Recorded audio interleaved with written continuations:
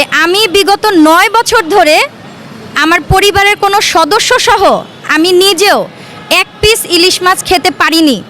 আপনারা হয়তো আমার ব্যানারটা দেখে বুঝতেই পারছেন যে আমার মূল উদ্দেশ্য হচ্ছে এই যে ভারতে ইলিশটা যাচ্ছে। এখন বিগত যে ফ্যাসিস্ট সরকার ছিল সেই সরকারের আমলে হচ্ছে বিনামূল্যে আমাদের এই যে খুব মূল্যবান একটি সম্পদ ইলিশ মাছ সেটা কিন্তু চলে যেত, এটা আপনারা সবাই জানেন। কিন্তু বর্তমানে আমরা আমাদের মৎস্য ও প্রাণী সম্পদ উপদেষ্টা ফরিদা পারভিন যিনি বলেছিলেন যে আমার দেশের মানুষ হচ্ছে আগে ইলিশটা খাবে, তারপর হচ্ছে আমরা যদি মনে করি যে প্রয়োজনের অতিরিক্ত হচ্ছে তখন আমরা এটা রপ্তানির চিন্তা করব।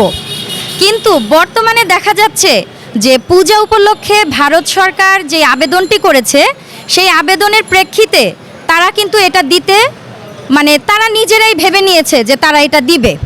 এখন সেটা রপ্তানি উদ্দেশ্যেই বলা হচ্ছে মিডিয়াতে যে আমরা রপ্তানির উদ্দেশ্যে এটা দিচ্ছি, কোনো বিনামূল্যে বা উপহার হিসেবে নয়। কিন্তু আমার এখানে একটি প্রতিবাদ সাধারণ নাগরিক হিসেবে এই জন্য আজকে আমি এখানে দাঁড়িয়েছি।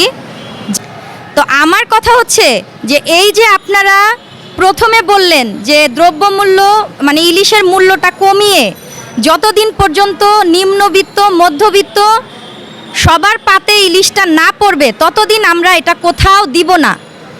এখন আপনারা কিভাবে নিজেরা সিদ্ধান্ত নিলেন যে এইটা আপনারা রপ্তানি করবেন? আপনারা কি আমাদের সাধারণ জনগণের কাছ থেকে কোনো মতামত নিয়েছেন? আপনাদের বর্তমান অন্তর্বর্তীকালীন সরকারকে আমি একটি কথাই স্পষ্ট করে বলে দিতে চাই, আপনারা যত উপদেষ্টা আছেন সবাই প্রত্যেকটা মন্ত্রণালয়ের সামনে নিজ নিজ মন্ত্রণালয়ের সামনে একটি মতামত অথবা অভিযোগ বক্স রাখবেন, যেখানে আপনারা যেই সিদ্ধান্তটাই নিচ্ছেন সেটা নিয়ে আমরা কোনো মতামত বা অভিযোগ আমরা জানাতে পারি। আমি সাধারণ মানুষ হিসেবে আমি সাধারণ জনগণের পক্ষ থেকে আজকে একাই দাঁড়িয়েছি এটা বলার জন্য, কারণ আমি জানি হয়তো সবার সাহস নেই এভাবে আমার মতো এসে দাঁড়ানোর, কিন্তু সবার মনের কষ্ট এইটাই।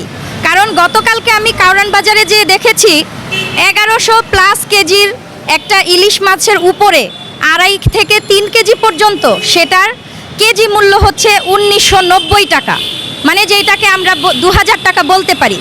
2000 টাকা যদি আমাদের দেশের একটি সম্পদ আমাদেরকে এইভাবে না খেয়ে শুধু চেয়ে চেয়ে দেখতে হয় তাহলে সেটা কীরকম বিচার হলো, এইটা আমি ফরিদা পারভিন আমাদের শ্রদ্ধেয় উপদেষ্টা তার কাছে আমি প্রশ্ন রাখছি মিডিয়ার মাধ্যমে।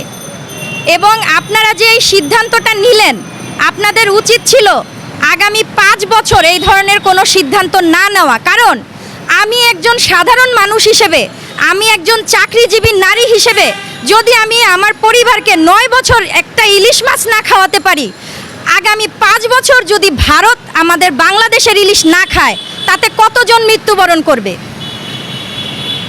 আর আমরা বাংলাদেশের এই সম্পদ, আমার কথা হচ্ছে যে এই ইলিশটা আমাদের বাংলাদেশের সম্পদ।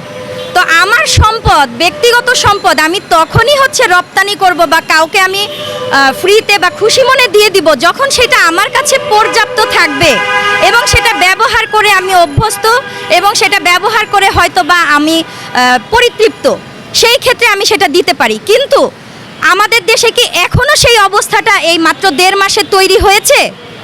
এই প্রশ্নটা আমি আমাদের মাননীয় উপদেষ্টার কাছে করছি। আর আমি এই অন্তর্বর্তীকালীন সরকারের কাছে মনে করি মতামত প্রকাশ করার অধিকার রাখি, সেই কারণে আজকে আমি প্রেস ক্লাবের সামনে দাঁড়িয়ে আমার মতামত প্রকাশ করছি। কিন্তু আমি কোনোভাবে এই সরকারকে বিরক্ত করব না।